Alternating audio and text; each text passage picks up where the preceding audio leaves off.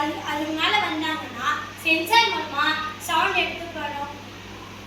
இங்கே வந்து நாங்கள் சென்சார் செட் பண்ணியிருக்கோம். இந்த ஸ்க்ரீன் மூலமாக குறைந்தபட்சம் எத்தனை பேர் வர முடியும், எத்தனை பேர் வந்திருக்காங்கன்றது இந்த ஸ்க்ரீனில் தெரியும். அதுக்கப்புறம் ஓவர்லோட் ஆயிடுச்சுன்னா இங்கே இருக்க சென்சார் வந்து அலாம் பண்ணும்.